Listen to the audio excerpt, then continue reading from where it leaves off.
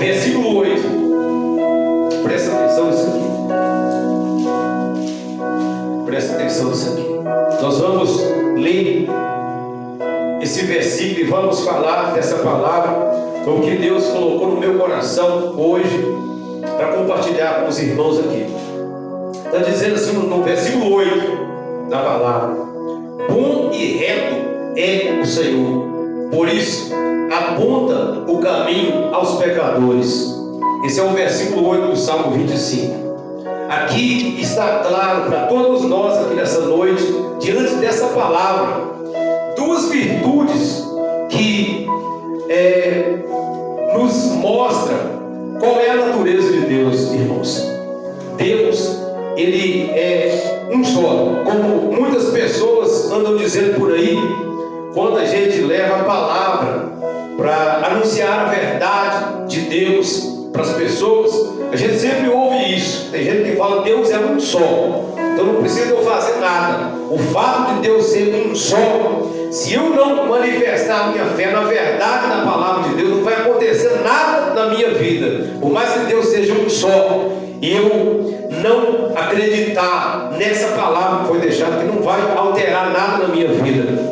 E aqui a palavra está falando para nós sobre as duas virtudes que determinam a natureza de Deus, irmãos. Não é que ele tem duas naturezas, ele tem uma natureza só, mas existem duas virtudes aí que determinam essa natureza dele, que é a bondade e a retidão. Está dizendo, ele é bom e ele é reto, por isso ele aponta o caminho aos pecadores. Existe um erro, irmãos, grave, né, por parte das pessoas que anunciam Deus, que falam de Deus, que pregam sobre Deus. Uns pregam um Deus que é só amor, outros pregam um Deus que é só justiça. As duas maneiras de anunciar Deus dessa forma estão equivocadas, porque Deus, Ele é bondade, mas também é retidão, e nós precisamos entender isso aqui. De que maneira que nós devemos entender isso aqui? Tem muita gente que acha que Deus, por Ele ser amor, Ele nunca vai me punir de nada que eu fizer, irmãos. Ele nunca vai me proibir de nada, porque afinal de contas Ele é amor, né? A palavra diz que Deus é amor, e Ele é amor. Não tem ninguém que ama tanto como Deus. Irmão, você concorda comigo? A Bíblia chega a dizer que se uma mãe for capaz de esquecer o seu filho, que ainda está mamando, ela ainda está amamentando, que Deus não esquece daquele que é dele. Então o amor de Deus é maior do que o amor de qualquer mãe desse mundo, irmãos. Deus ama o mundo, me ama e te ama de tal maneira que Ele entregou o único filho dele para morrer por mim e por você. Então isso prova que Deus nos ama de verdade. Mas não é porque Deus nos ama que Ele vai deixar de falar a verdade para nós quando a gente precisa ouvir a verdade. A bondade de Deus faz com que Ele aponte o caminho aos pecadores. Por que Ele tem que apontar o caminho aos pecadores? Porque os pecadores são criaturas que saíram do caminho de Deus para andar em outros caminhos. Quando Adão pecou contra Deus, ele saiu do caminho de Deus e começou a trilhar os caminhos dele. E a humanidade inteira fez isso. Deus, se Ele quisesse deixar o mundo seguir os seus próprios caminhos e deixar caminhar do jeito que quisesse, irmãos, só Deus sabe para onde esse caminho ia levar a humanidade. Para a perdição eterna, irmãos. Porque separado de Deus, a Bíblia diz que separado de Deus ninguém pode se alegrar. Não há alegria longe dos caminhos do Senhor. A Bíblia está dizendo que Deus é bom e Deus é reto. Por isso Ele aponta o caminho aos pecadores. Ele aponta porque Ele é bom. Por quê? Porque se Deus, Ele sendo santo, se Deus, Ele sendo perfeito, Ele viu o homem se distanciando dele. Se Ele quisesse deixar o homem do jeito que ele estava, Ele poderia. Ele tem o direito de fazer isso. Quando o homem pecou contra Deus, lá na época do dilúvio, na época de Noé, você lembra lá, está escrito lá no começo da Bíblia, em Gênesis está escrito que o homem estava terrível, o homem estava corrompido. Então Deus resolveu destruir todos os homens da face da terra. Mas ele viu Noé, que era justo, que era temente a Deus. Ele resolveu poupar Noé, mas ele destruiu todas as outras pessoas. E quem é que pode contestar isso, irmãos? Nem eu, nem você, nem ninguém, porque Deus é soberano. Deus pode fazer o que Ele quiser com o que é dele. Você entende? Deus pode fazer o que Ele quiser com o que é dele. Por quê? Se você tem uma coisa, irmãos, você pode fazer o que você quiser com aquilo ali. É seu. Afinal de contas, você tem um sapato, né? Você tem um sapato para você usar. É para você se servir dele. Quando ele não serve mais para você, o que você faz com ele? Você tem a opção de dar ele para uma pessoa, de jogar ele fora, de fazer o que você quiser, porque ele é seu. O homem se perdeu completamente. Deus criou, mas Deus então resolveu, ao invés de jogar fora, de abrir mão, Deus resolveu então restaurar o ser humano, por causa da bondade dele, porque ele é bom. Porque ele é bom, ele resolveu salvar a mim e a você, depois do nosso pecado. Porque ele é bom, ele aponta o caminho aos pecadores. E porque ele é reto também, ele aponta o caminho aos pecadores, porque ele deseja nos ver na presença dele. Mesmo ele sendo santo e nós pecadores, ele deseja nos ver na presença dele. Por isso ele aponta o caminho também aos pecadores. Irmãos, o que aconteceu com a humanidade? Ontem eu estava meditando e Deus me falava sobre uma situação que a humanidade se envolveu com ela, que é semelhante a um poço bem fundo, que muitas pessoas, milhares de pessoas estavam lá dentro, sem poder sair de forma nenhuma. Isso é o que aconteceu sobre a humanidade e o pecado. O pecado, ele é como um poço bem fundo, que todos nós caímos nele, e não há como sair, ninguém pode sair, ninguém tem força própria para sair daquele poço ali. Somente Jesus Cristo pode tirar. E ali na meditação que eu fazia, Deus me mostrava como se um salva-vidas chegasse à beira daquele poço e estendesse a mão para aqueles que estavam se afogando lá dentro daquele poço. E esse salva-vidas é Jesus Cristo. Estendeu a mão e chamou por aquelas pessoas para vir até Ele, para que Ele pudesse tirar dali. Eu meditava ali, onde eu estava trabalhando, e Deus me mostrava aquilo ali, irmãos, que coisa maravilhosa. Aqueles que ouvem a voz do Senhor Jesus Cristo e vêm e são tirados dali, são aqueles que ouvem a palavra de Deus, ouvem a voz do Espírito Santo, entendem o seu estado de pecado e vê no Senhor Jesus Cristo a chance, a oportunidade que tem de salvação. Isso é o que acontece com aqueles que ouvem a voz do Senhor e saem do pecado, e saem da vida de perversão, e saem da vida de contaminação, e saem da vida de corrupção, irmãos. Porque o pecado, ele é do diabo, o pecado, ele é do Satanás. O pecado, ele nasceu no coração de Satanás, e ele fez o homem pecar. E Jesus é o Cordeiro de Deus que tira o pecado do mundo. Então, essa situação é a mais séria que nos envolve, irmãos. É pior do que uma doença no corpo. Isso é pior do que qualquer problema que de repente você acha que é grande na sua vida. O pecado. E ele vem de uma forma que a pessoa nem percebe. Então, de que forma você tem tratado o pecado na sua vida? De que forma você tem visto o pecado na sua vida? Qual é o grau de perigo que ele representa diante de você? Para você, para mim. Nós precisamos nos livrar dele. Por isso eu digo que a salvação da nossa alma é mais importante até do que uma cura, do que a cura de um câncer. O pecado na nossa vida, ele é pior do que um câncer, porque é na alma, irmãos. E nós somos uma alma, que estamos num corpo e temos em nós um espírito. Presta atenção, nós não somos um corpo, nós somos uma alma, que estamos dentro de um corpo e que temos um espírito. Presta atenção que as coisas são assim. E um dia essa alma vai sair desse corpo, que é apenas uma matéria, irmãos. E essa alma vai se encontrar com Deus um dia. Então, o propósito de Deus para a pregação da palavra dele é basicamente isso aí: é nos restaurar a alma, é restaurar aquilo que nós somos, porque nós nos perdemos por causa do pecado. Então a palavra do Senhor está dizendo que Deus, por ser bom e reto, ele aponta o caminho para todos nós. E esse caminho tem nome, esse caminho se chama Jesus Cristo. Mas aí, irmãos, nós precisamos crer nisso aqui. Lá em João capítulo 8, quem já ouviu a palavra que diz: e conhecereis a verdade, e a verdade vos libertará? Está escrito lá em João capítulo 8. Vamos ver a mensagem aqui, irmãos. Irmãos, eu quero só fazer uma pergunta para os irmãos aí.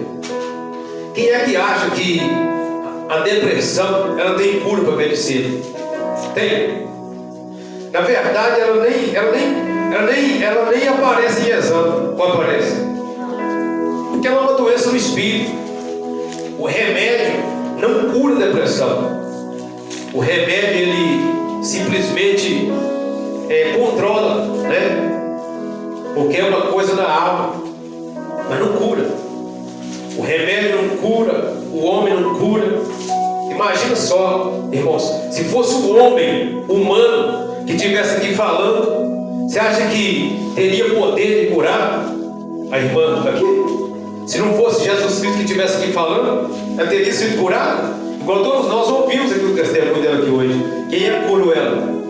Foi Jesus Cristo, através da palavra que é anunciada aqui, essa palavra que é viva. E nessa noite o Senhor Jesus está falando de um caminho que Deus apontou para nós aqui, um caminho para a nossa salvação. E a Bíblia diz que todos pecaram. Esse é um problema de todo mundo, irmãos. Talvez é até constrangedor. Muitas pessoas vão à igreja, mas não querem ouvir uma mensagem dessa. Mas essa é a mensagem que nós devemos ouvir, porque um dia todos estaremos diante de Deus. Primeiramente, isso aí tem que ser resolvido na nossa vida, e as outras coisas serão acrescentadas. Amém? Amém. Jesus então tinha acabado de fazer uma pregação. Está aqui em João capítulo 8. Presta atenção aqui, ó. No versículo 30 está dizendo assim: depois da pregação de Jesus, nós vamos entrar agora numa mensagem que vai falar de um problema que é de muita gente, irmãos. Presta atenção aqui, ó. Como as pessoas reagem quando Jesus começa a dar direção na palavra. Veja aí no versículo 30. Ditas essas coisas, que coisas? A pregação que ele fez lá. Muitos creram nele. Muitos creram nele. Isso é de se esperar já. Deus espera que a gente creia depois de ouvir o que ele fala. Deus já espera isso. Então a palavra do Senhor fala: ditas essas coisas, muitos creram nele.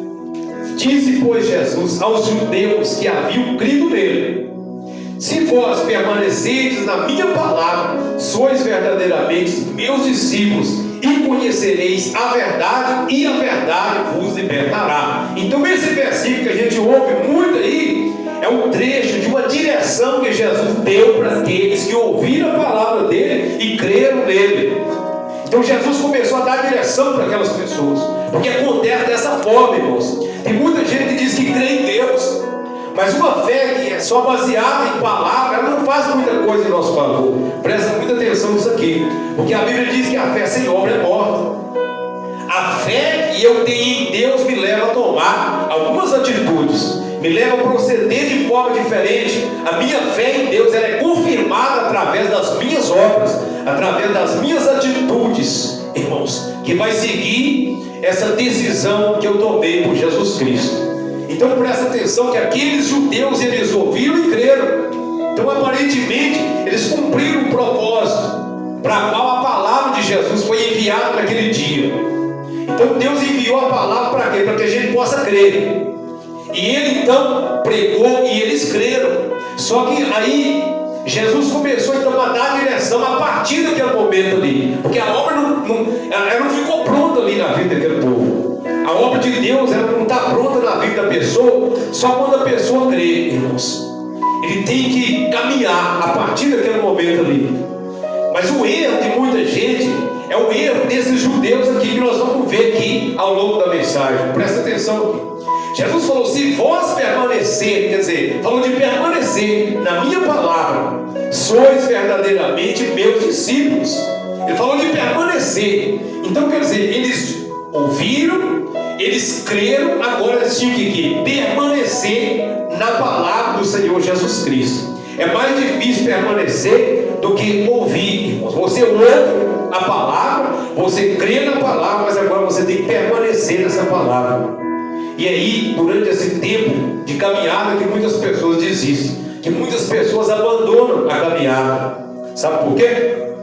Porque muitas pessoas, elas entregam a vida para o Senhor Jesus Cristo, é pela emoção do coração, é pela emoção do momento, e não pode ser assim. Nós precisamos tomar uma decisão madura, uma decisão consciente daquilo que nós estamos fazendo, porque tem uma caminhada proposta para cada um de nós, entre o momento que nós aceitamos a Jesus e o momento que nós vamos encontrar definitivamente com Deus. Há uma caminhada, há um caminho, e a Bíblia está dizendo: Deus aponta o caminho aos pecadores. O caminho é uma coisa que vai nos levar a algum lugar. Presta atenção aqui. E Jesus então apontou o caminho para aqueles judeus que creram nele naquele dia. Só que eles não quiseram aceitar aquela direção que Jesus estava dando a eles, como muitas pessoas fazem nos dias de hoje, como muitas pessoas já fizeram. Elas ouvem a grada daquela palavra, creem naquela palavra, mas quando a caminhada é proposta, elas saem fora, porque elas não querem compromisso com Jesus. Só querem ouvir coisas que agradem, só querem ouvir coisas que fazem bem para elas naquele momento. Então presta atenção. Ele falou: se vós permanecer na minha palavra, sois verdadeiramente meus discípulos. Eu quero lembrar para os irmãos que discípulos de Jesus Cristo são aqueles que vão para o céu. Porque se Jesus, ele esteve aqui na terra e ele voltou para o céu, ele foi para o céu, se nós estamos seguindo a ele, nós estaremos onde ele está hoje. Você concorda comigo? Se nós nos tornamos discípulos de Cristo, significa que nós estamos caminhando para o céu. Porque se nós estamos seguindo a ele, estaremos, e não desistimos e permanecemos seguindo a ele, nós estaremos um dia onde ele está hoje. Onde ele está hoje? Sentado à direita do Pai. Irmãos. Mas para ser discípulo de Jesus, tem que permanecer na palavra dele. Aí ele falou: e conhecereis a verdade, e a verdade vos libertará. Tem muita gente que tem medo de assumir o compromisso com Jesus. Eu tinha medo, e muitas pessoas ainda têm medo de ter esse compromisso e não dar conta de seguir Jesus. Mas quem diz para você que você tem força própria para fazer alguma coisa? Porque imediatamente após você tomar essa decisão, logo ele coloca o Espírito Santo dentro de você para te dar capacidade de seguir a ele. Não é eu quem vivo. Apóstolo Paulo, ele diz na palavra: já não sou eu quem vivo, mas é Cristo que vive em mim. Se é Cristo que vive em mim, através do Espírito dele, então eu vou dar conta de tudo. Basta eu seguir a direção que ele está me dando aqui na palavra. Entende, meus irmãos? Entende? Ele falou: e conhecereis a verdade. É durante esse tempo que você vai conhecer, e é durante esse tempo que você vai ser liberto. Não tenha medo de assumir um compromisso com Jesus. Tem gente que fala assim: será que eu vou conseguir? Você vai, se você crer, se você continuar, se você permanecer, você vai dar conta.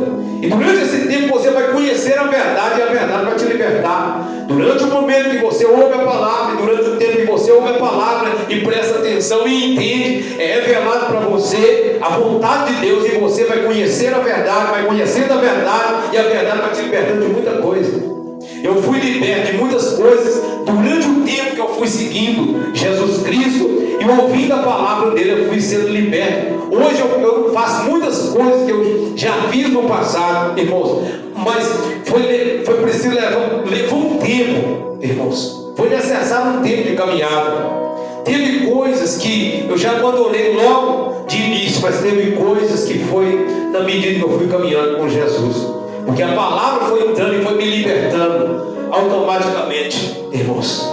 Durante esse tempo que eu permaneci ouvindo, e permaneci entendendo, e permaneci recebendo essa palavra, eu fui sendo liberto. E é assim que acontece com todas as pessoas. Esse é um processo. Então não tenha medo de encarar essa caminhada, não tenha medo de assumir esse compromisso.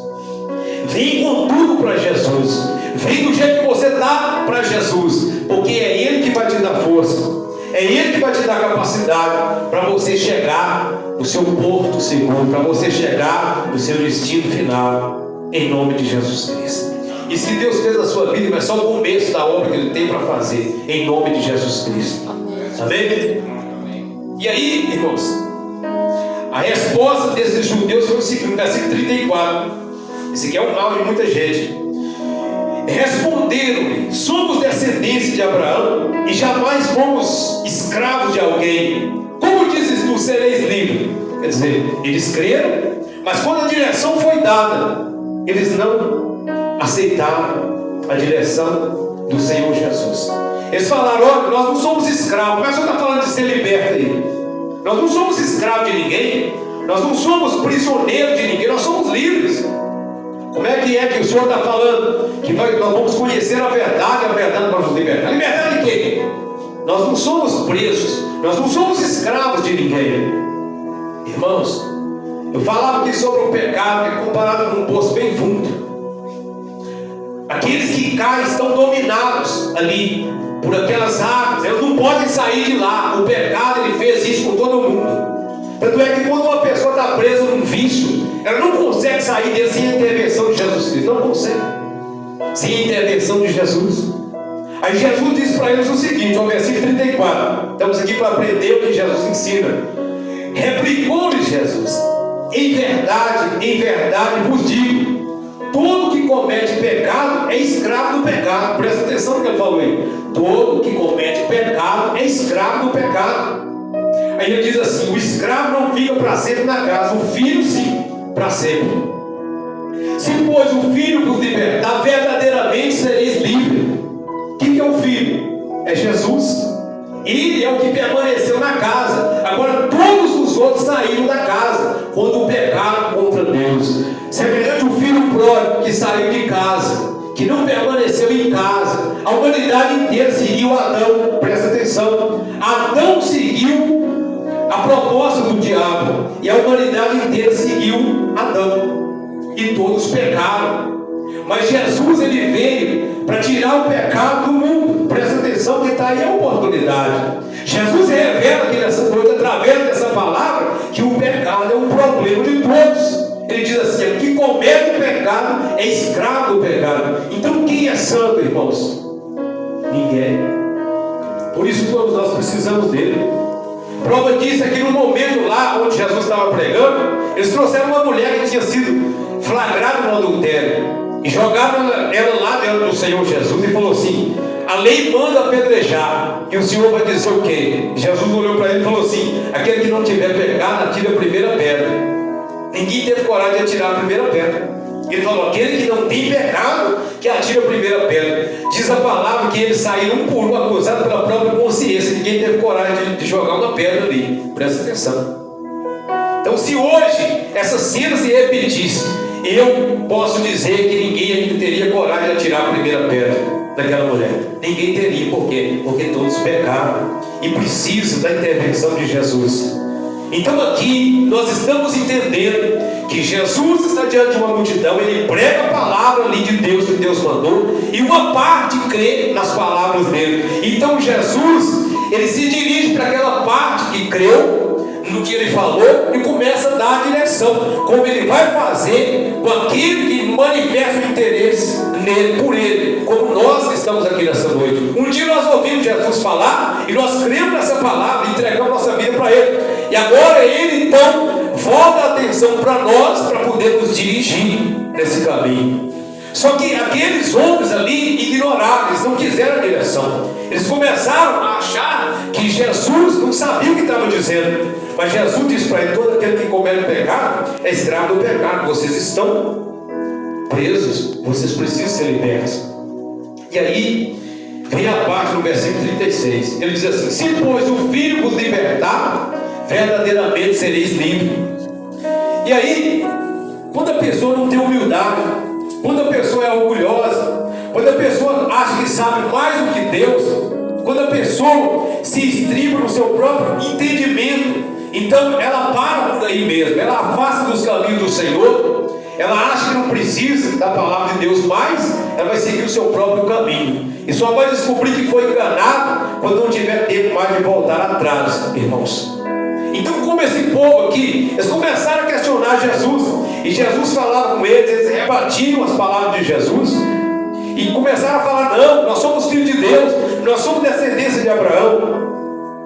E chegou num ponto que Jesus falou com eles o seguinte, aqui no versículo 44. Veja bem, Jesus falou com eles o seguinte, ó, versículo 44, presta atenção. Jesus falou: vós sois do diabo, que é vosso Pai, e quereis satisfazer-lhes os desejos. Ele foi homicida desde o princípio e jamais se firmou na verdade, porque nele não há verdade. Quando ele fala mentira, fala do que lhe é próprio, porque é mentiroso e pai da mentira. Então a Bíblia está dizendo aqui nessa noite que o diabo é o pai da mentira, e está nos ensinando que nós não devemos mentir. Eu entendo isso aqui nesse momento. Se nós dizemos que somos filhos de Deus, nós devemos agir como filhos de Deus e descartar a mentira e viver a verdade. Aquele povo creu. Presta atenção numa coisa aqui, irmãos, nesse ensinamento. Por isso que nem todos que dizem que crê podem dizer que são filhos de Deus. A Bíblia diz lá em Tiago, capítulo 2, versículo 19, grava esse versículo, está dizendo assim: crês tu que Deus é um só? Aí diz assim: até os demônios creem e estremecem. A fé sem obra é morta. Eu falei aqui há poucos instantes que a minha fé me leva a tomar algumas atitudes. A minha fé me leva a fazer algumas obras. A fé sem obra é morta. Assim como o corpo sem espírito é morto, a fé sem obra é morta. Quais são as obras da fé? Eu posso citar alguns aqui, irmãos. Jesus falou: quem crê e for batizado será salvo. A fé me leva a tomar a atitude de passar pelas águas. A fé me leva a tomar a atitude de me arrepender dos meus pecados. A fé me leva a tomar a atitude de me converter a Deus, converter os meus maus caminhos. A fé me leva a praticar boas obras, e assim por diante. A fé me leva a uma completa mudança de vida, porque são as obras que confirmam a fé que eu confessei em Deus, através de ouvir essa palavra. Mas aqueles homens, aqueles judeus, eles só creram em Jesus da boca para fora. Não receberam a direção, não receberam o que Jesus ensinou. Por isso Jesus falou: olha, eu sinto dizer, mas vocês, com esse tipo de fé que vocês estão assumindo aí, sem querer receber a minha direção, vocês estão agindo como filhos do diabo. Vocês estão enganados e querem continuar enganados. Vocês não querem conhecer a verdade para ser libertos pela verdade. Irmãos, eu preciso renunciar muita coisa. Você precisa renunciar muita coisa. Se nós queremos ter um lugar junto a Deus, saiba que nós precisamos nos converter dos nossos maus caminhos. Tem muita gente, já estou terminando a mensagem, tem muita gente sendo enganada, irmãos. Assim como a Bíblia diz que Deus é bom, a Bíblia diz que Deus também é reto. Presta atenção. Ele é misericordioso, mas também é justo. Eu já vi na palavra de Deus em vários momentos, ali em várias passagens, onde fala da misericórdia e da justiça de Deus, onde fala do amor e da verdade, onde fala da bondade e da retidão. As duas coisas caminham junto, porque são as duas virtudes que determinam a natureza de Deus. E nós precisamos entender isso. Deus não é só amor, mas Deus também não é só justiça. Deus é amor e justiça. Deus é bondade e retidão. Muitas pessoas confundem a bondade de Deus com a liberdade para fazer o que quer. Quer dizer, eu posso fazer o que quer, que está tudo certo, porque Deus é amor. Assim é que a maioria das pessoas diz: Deus é bom demais. Quem já ouviu isso aí? Deus é muito bom. Tudo que eu peço a Deus, Deus me dá. Deus é muito bom para mim. Quer dizer, não precisa eu fazer nada. Quer dizer, Ele vai me salvar porque Ele é bom. Se eu não tomar a atitude, irmãos, de me arrepender dos meus pecados e segurar na mão do salva-vidas que está lá na beira do poço para tirar daquele poço, se eu não segurar na mão dele, eu não vou sair dali por força própria, não vou. Jesus é o caminho que me leva a Deus. Então não adianta ser religioso. Eu nasci numa religião tradicional e eu seguia ali do jeito que a religião impunha para mim. Só que eu não conhecia essa verdade. Eu não conhecia essa pessoa que me levava até Deus. Eu pensava que Maria podia me levar até Deus. Eu pensava que qualquer um dos santos podia me levar até Deus. Mas a palavra de Deus está dizendo que é só Jesus. E Ele aponta, Deus aponta o caminho aos pecadores. É Jesus que é o caminho. Quantas vezes eu já pedi Maria para rogar a Deus por mim? Quantas vezes eu já pedi a um santo para rogar a Deus por mim? Mas isso não existe na palavra. Não existe purgatório na palavra. Não existe santos que estão lá diante de Deus na palavra. A Bíblia diz que no céu existe Deus o Pai, Jesus e os anjos. É só isso que está escrito na palavra. Existe o Pai e que está no seu trono, existe o Filho que está sentado à sua direita, e existem os anjos que estão lá. Os mortos não louvam o Senhor, e nem os que descem à região do silêncio. Está escrito no Salmo 115. Maria morreu e foi sepultada, está aguardando a volta do Senhor Jesus. E todos esses que têm o título de santo também morreram, praticaram boas obras. E muitas pessoas acharam que eles eram dignos de ser chamados de santo, e fizeram deles ídolos, e adoram ídolos na ignorância, e ensinam para muitas pessoas. Mas a palavra do Senhor revela que o julgamento, ele virá depois da morte. Depois da morte virá o juízo. O juízo ainda não aconteceu. Hebreus 9, 27 está dizendo, isso é o ensinamento da palavra. Hebreus 9, 27. Depois da morte vem o juízo. Presta atenção. Mas hoje eu estava lendo na palavra, irmão, meditando, e ali a palavra do Senhor diz que para aqueles que ouvem a palavra de Deus e creem em Jesus, eles não entram em juízo. É uma coisa maravilhosa. Isso aqui está escrito na Bíblia. Veja no João capítulo 5. Volta um pouco aí. Nós estamos no capítulo 8, volta no capítulo 5 aí da palavra. Em nome de Jesus. Nós estamos diante de uma grande oportunidade. A religião em si não vai salvar ninguém, mas a fé nessa palavra revelada vai salvar a todo aquele que crê com obra, em nome de Jesus Cristo. E não demora a fazer isso não. Você entendeu que precisa fazer, faça. Tem gente que fica 1 ano, 2 anos, 3 anos, 4 anos fazendo um curso para poder batizar nas águas. Você precisa se batizar quando você entender essa verdade. Quando você tomar essa decisão e entender o que precisa fazer, faça. Em nome de Jesus. Amém? Veja o que a palavra fala no versículo 24. Marca aí na sua Bíblia, capítulo 5, versículo 24. Está dizendo assim, presta atenção, nós precisamos entender isso aqui, ó. Em verdade vos digo, é Jesus falando, quem ouve a minha palavra, como você está ouvindo, como você ouviu, e crê naquele que me enviou, crê em Deus, como eu expliquei aqui, crê com obra, aquele que ouve a minha palavra e crê naquele que me enviou, tem a vida eterna. Ele está dizendo que tem a vida eterna. Se ele falou que tem, quem é que pode dizer o contrário? O diabo pode dizer o contrário? O ser humano pode dizer o contrário? Alguém pode dizer o contrário? Alguém pode contradizer o que Jesus falou? Não. Jesus falou, aquele que ouve as minhas palavras e crê naquele que me enviou, tem a vida eterna. Eu tomo posse da vida eterna com todas as minhas forças. Quem é o diabo para poder falar outra coisa para mim? Eu sigo o Senhor Jesus pela fé, e o diabo não pode tomar o que Jesus me deu.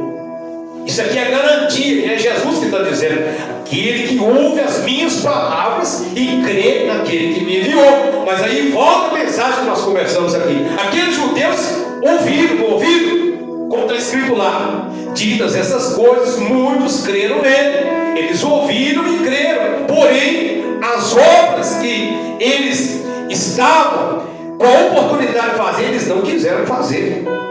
Eles ouviram e creram, mas só assumiram uma fé mentirosa,